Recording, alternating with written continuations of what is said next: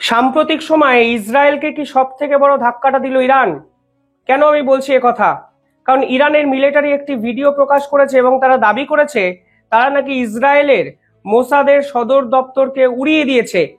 সেই ভিডিওতে দেখা যাচ্ছে একটি সদর দপ্তর দাউ দাউ করে জ্বলছে এবং ইরান মিলিটারির দাবি যেভাবে ইরানের সেনাপ্রধানকে ইসরায়েল শেষ করেছে তার বদলা হিসাবে মোসাদের হেডকোয়ার্টার, যেখানে অত্যন্ত গুরুত্বপূর্ণ ইন্টেলিজেন্সের কাজকর্ম ইসরায়েল করত, সেই সদর দপ্তরের উপর এয়ার স্ট্রাইক করেছে এবং সেই সদর দপ্তর দাউ দাউ করে জ্বলে গেছে, পুড়ে গেছে। শুধুমাত্র তাদের সেনাপ্রধানকে হত্যা নয়, এখানে ইরানের পয়েন্ট অফ ভিউতে একাধিক কথাবার্তা সামনে আসছে। সেখানে বলা হচ্ছে ডোনাল্ড ট্রাম্প যেভাবে তেহরানকে অ্যাটাক করার হুমকি দিয়েছেন তার পাল্টা হিসাবে ইরান এই ধরনের কর্মকাণ্ড করছে। এবং শুধুমাত্র মোসাদের হেডকোয়ার্টার নয়, এই ভিডিও শেষ অবধি দেখবেন এবং দেখবেন এমন একটি বা দুটি জায়গায় ইসরায়েলের উপর অ্যাটাক এই মুহূর্তে ইরান করেছে, তা কিন্তু পরিষ্কার বড় ইঙ্গিত এই মুহূর্তে সিজ ফায়ারের কোনো সম্ভাবনা দেখা যাচ্ছে না। ডোনাল্ড ট্রাম্প G7 এর বৈঠকে কানাডায় ছিলেন। সেই কানাডা সফরের মাঝখান থেকেই ডোনাল্ড ট্রাম্প হঠাৎ করেই আজকে আমেরিকায় চলে আসেন এবং আমেরিকায় আসার পর তিনি অত্যন্ত গুরুত্বপূর্ণ একটি মিটিং করেন এবং সেই মিটিংয়ে ইসরায়েল বনাম ইরানের পরবর্তী কর্মসূচি কি হবে তা নিয়ে কিন্তু কথাবার্তা বলেন। তারপরে ডোনাল্ড ট্রাম্প একটি স্টেটমেন্ট দেন, সেখানে তিনি পরিষ্কার বলেন আমরা কোনো অবস্থাতেই এই মুহূর্তে আর নিউক্লিয়ার টক্স চাইছি না এবং আমরা আর কথাই বলতে চাইছি না।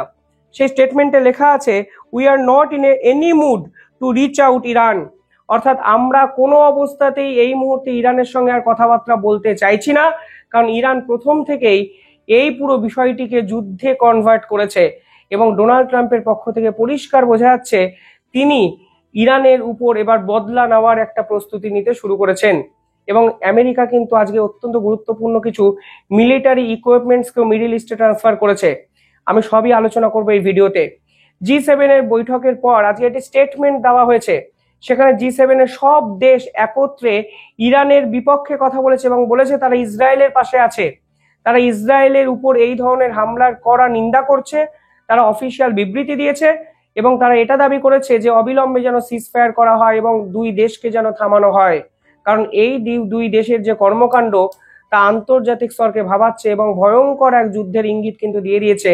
এবং এটা বাস্তব, আজকে এই দুই দেশকে সামনে রেখে যুদ্ধের অবস্থা তৈরি হলেও এর পিছনে আন্তর্জাতিক অনেক বড় বড় শক্তি না চাইতেই কিন্তু ইনভলভ হয়ে গেছে।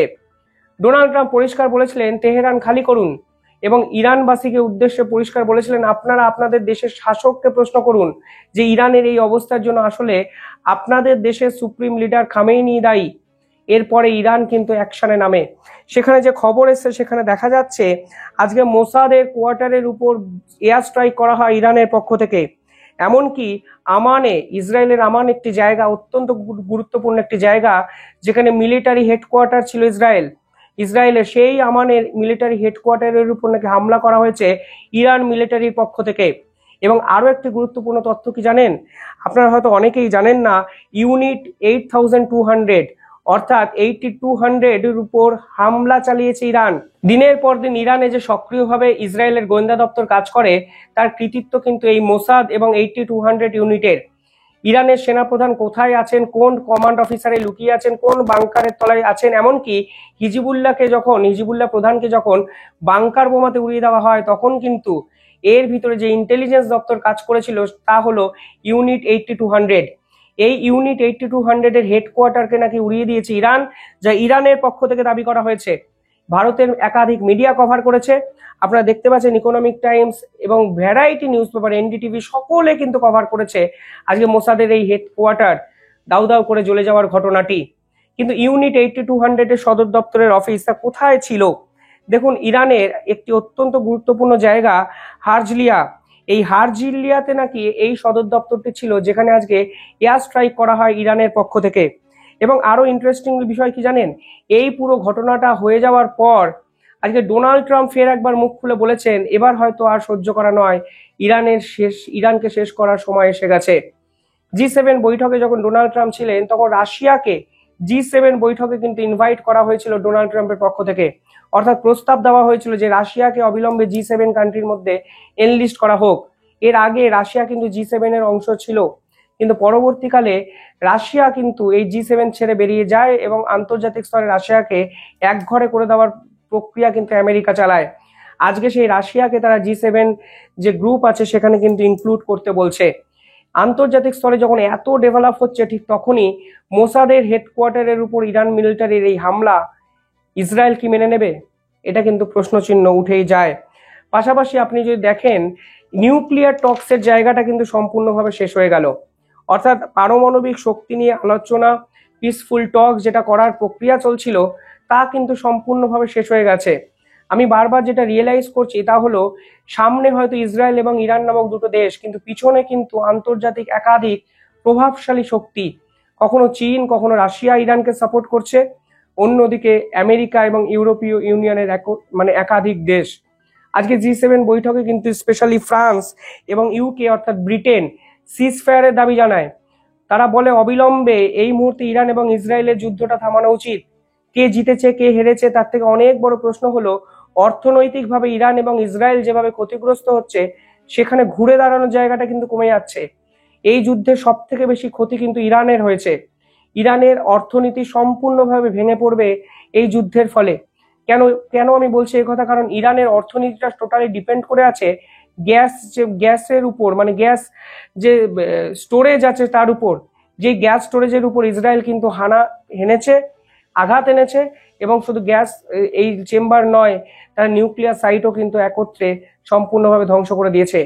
সব মিলিয়ে বিপুল পরিমাণের ক্ষতি। এই ক্ষতি পূরণ কে করবে সেটাই একটা বড় প্রশ্ন। এবং সব থেকে ইন্টারেস্টিং বিষয় হলো, আন্তর্জাতিক স্তর কেন ভয় পাচ্ছে বুঝুন, যে ইরান কিন্তু আন্তর্জাতিক একাধিক রাষ্ট্রে তেল সাপ্লাই করে। ইরানের এই তেল সাপ্লাই যদি বন্ধ হয়ে যায়, তাহলে কিন্তু অয়েল মার্কেটের ভারসাম্যটা রক্ষা হবে না। ইতিমধ্যে ইরান কিন্তু এই যে আমি বলছিলাম, একটি যে প্রণালী তাদের পাশ থেকে গেছে, তা কিন্তু ব্লক করে দেওয়ার হুঁশিয়ারি দিয়েছে। অর্থাৎ যে প্রণালী পার্সিয়ান গালফ এবং আরবিয়ান সিকে কানেক্ট করে ইউরোপের সঙ্গে কানেকশন তৈরি করে, সেই প্রণালী যদি ইরান বন্ধ করে দেয়, তাহলে কিন্তু সব থেকে ক্ষতিগ্রস্ত হবে ইউরোপীয় ইউনিয়ন এবং আমেরিকা। ফলে কোনো অবস্থাতেই এই মুহূর্তে যুদ্ধটা এফোর্ড করার জায়গায় আন্তর্জাতিক স্তর নেই। পরিষ্কার যে যার নিজের মতো বিবৃতি দিচ্ছে, এবং আজকের দিনে দাঁড়িয়ে তারা বুঝতে পারছে আসলে তেলের দাম যেভাবে বাড়তে চলেছে, তা কিন্তু আন্তর্জাতিক বিভিন্ন বাজারের উপর প্রভাব ফেলবে। তবে এইসব আলোচনা, তর্ক বিতর্ক আজ বড় বেশি মূল্যহীন মনে হচ্ছে, কারণ ইসরায়েলের এই যে ডিফেন্স সেক্টর, সেই ডিফেন্স সেক্টরগুলোকে পাল্টা টার্গেট করা হলো ইরানের পক্ষ থেকে। মোসাদের হেডকোয়ার্টার দাউ দাউ করে জ্বললো, ইউনিট 8200 এর অফিসকে ধ্বংস করে দেওয়া হলো। এই দাবিগুলো ইরানের পক্ষ থেকে করা হলো। পাল্টা ইসরায়েল দাবি করলো তাদের সেনাপ্রধান, ইরানের সেনাপ্রধানকে তারা শেষ করেছে, ইরানের গ্যাস ক্ষেত্রকে তারা শেষ করেছে। পরবর্তী টার্গেট নিউক্লিয়ার সাইট এবং খামেনি। কালকে ইসরায়েলের পক্ষ থেকে আরেকটি স্টেটমেন্ট দেওয়া হয়েছে, সেখানে তারা পরিষ্কারভাবে ইরানকে মনে করিয়ে দিয়েছে সাদ্দাম হুসেনের কথা। এই সাদ্দাম হুসেনকে কিন্তু নৃশংসভাবে ফাঁসির দড়িতে কিন্তু ঝুলতে হয় শেষ পর্যায়ে। আজকে খামেনির অবস্থা নাকি সাদ্দাম হুসেনের মতো হতে পারে, তা ইসরায়েলের পক্ষ থেকে ইরানকে মনে করিয়ে দেওয়া হয়েছে। সকলের টার্গেটে খামেনি কিন্তু কোনো গোপন ডেরায় নিজেকে লুকিয়ে ফেলেছেন। যদি এই ডেরার সন্ধান কোনোভাবে ইসরায়েল পেয়ে যায়, তাহলে কিন্তু আন্তর্জাতিক ক্ষেত্রে এক বড় বিপর্যয় দেখা যেতেই পারে। তবে এই যুদ্ধ কোথায় গিয়ে শেষ হয় তা জানার জন্য আন্তর্জাতিক স্তরে অধীর আগ্রহে অপেক্ষা করছে। ক্ষতিপূরণটা কে করবে, পাশাপাশি এই প্রশ্নও কিন্তু আন্তর্জাতিক স্তর তুলছে। আপনারা কিভাবে দেখছেন কমেন্টে জানাবেন। ধন্যবাদ।